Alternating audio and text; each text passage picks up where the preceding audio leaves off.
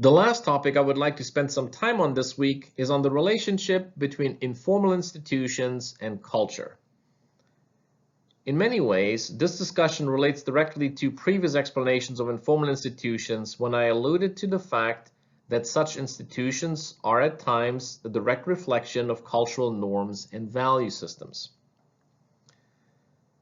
And whether you focus on an emerging or frontier market, or quite frankly any market for that matter, understanding and appreciating cultural norms is of rather critical relevance, because those cultural characteristics invariably influence the nature and dynamic of informal institutions. Simply put, culture matters.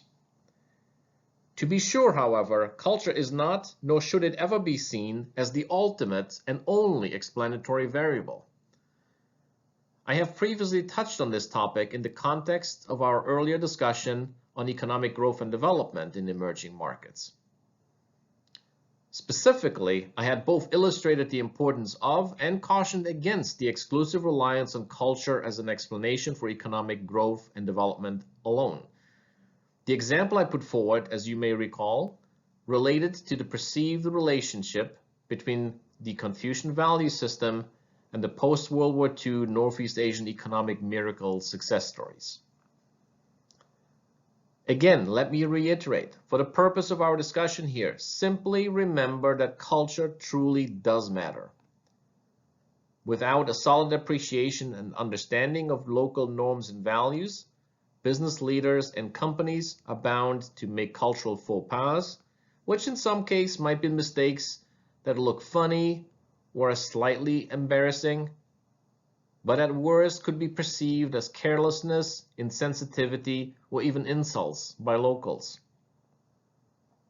And at the same time, businesses would also do well to carefully consider whether or not an unquestioning embrace of local cultural norms, and by association, ways of doing business, might not in fact run counter to laws and regulations in their home country. It certainly would be both easy and tempting to dismiss such considerations on the grounds that this is how business is done in this country. But let's be clear, such arguments would in no way shield you from potential legal liability at home. Cultural differences, as we are all aware, are not only real, but in fact can be very pronounced. The extent of deepening global connectivity, interdependence, and interconnectedness, meanwhile, should also help to reinforce the importance not only of cross-cultural awareness, but perhaps more consequentially, of cross-cultural tolerance and adaptability, as well as the nuances of cross-cultural communication, whether that be verbal or nonverbal communication.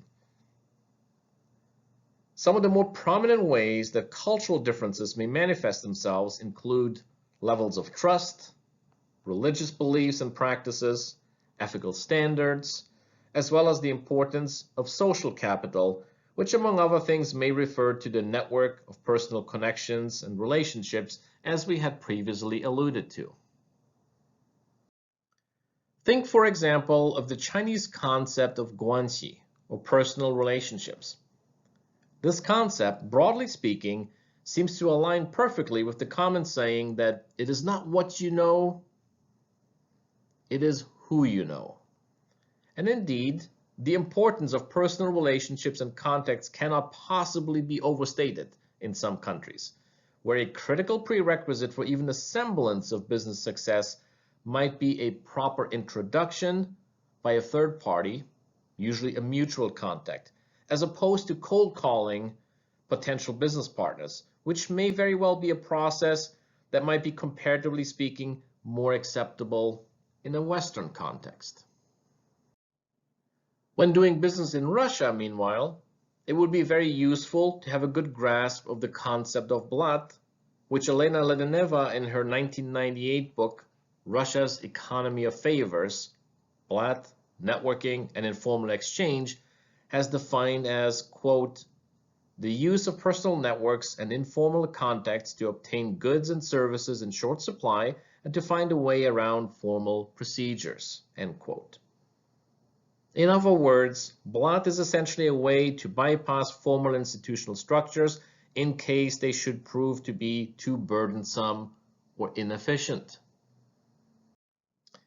And when we talk about informal institutions and cultures, especially in the context of emerging and frontier markets, the discussion would invariably and inevitably at some point touch on the issue of corruption.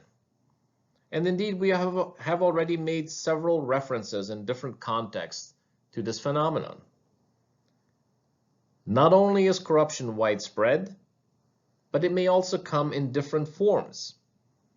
In some cases, it might be very blatant, very aggressive, very up in your face, and at other times, it might be much more subtle.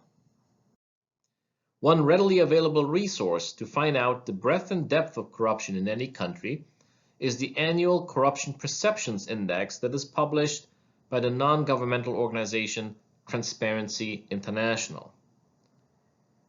In the PDF version of the week 3 lecture videos, I will include summary information about the state of corruption in each one of the world's regions so that you may get a snapshot of the overall score for most of the emerging and frontier markets in the world today.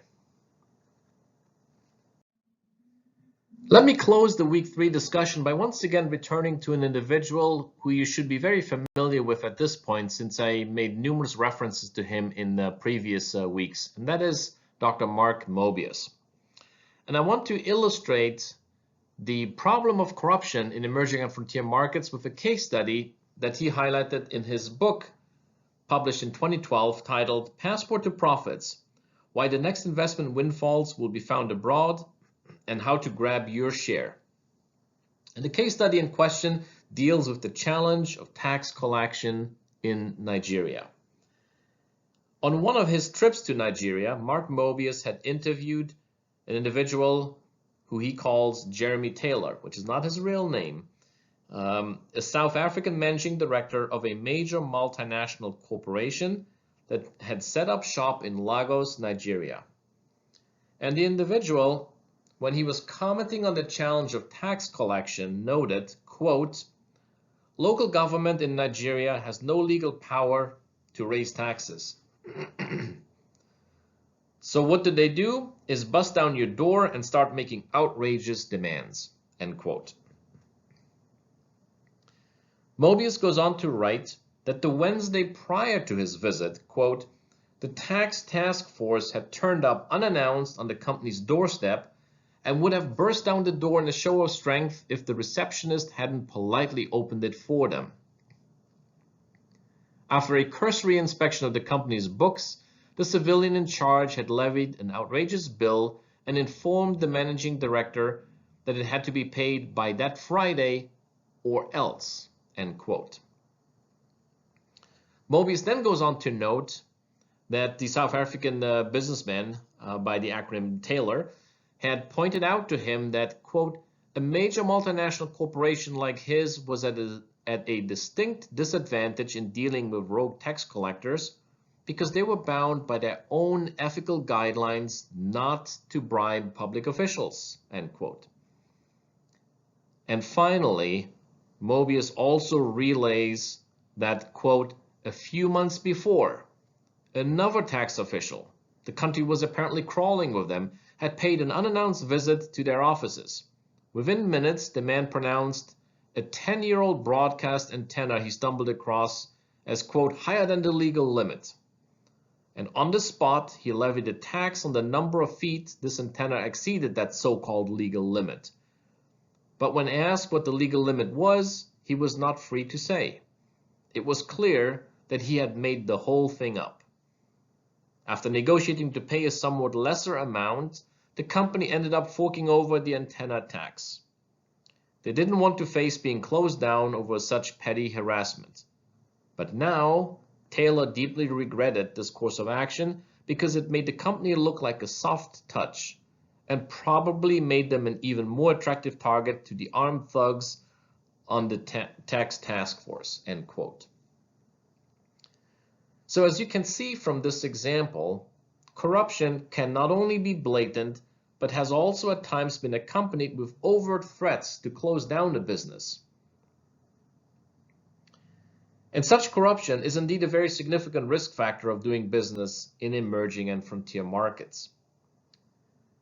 Now, in the previous video segment, when discussing institutional entrepreneurship, I had pointed out the strategy of bridging institutional distance and coming up with intermediaries to close the institutional void or gap. And interestingly enough, Nigeria has also provided such an example. A special report about Nigeria that had been published in The Economist magazine a few years ago highlighted the fact that Nigeria had in fact made significant improvements in collecting taxes.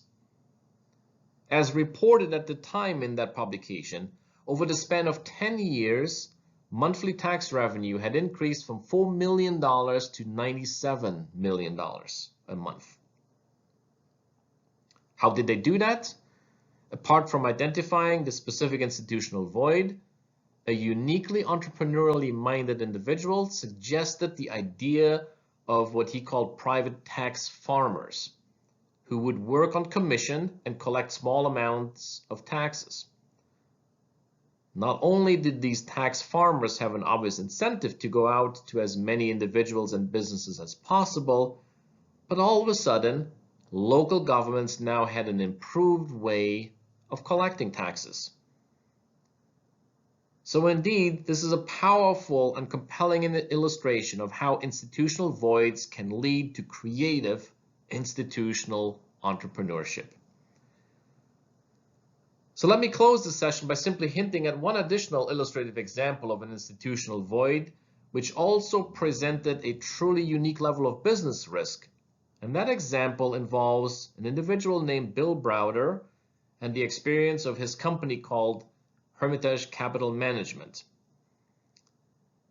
He was operating in Russia in the early to mid 2000s, and in our week 3 synchronous discussion, I will first attempt to connect the discussion of institutional voids and the notion of emerging and frontier market risk factors, which I have by now tangentially referred to on a number of occasions this week, and then we shall shift to an interactive class discussion of the Bill Browder case in the form of the Harvard Business Publishing case study titled Hermitage's Russian Quandary. So please be sure to read and reflect on some of the assignment questions pertaining to this case that I will share in short order before we meet for our week 3 Zoom session.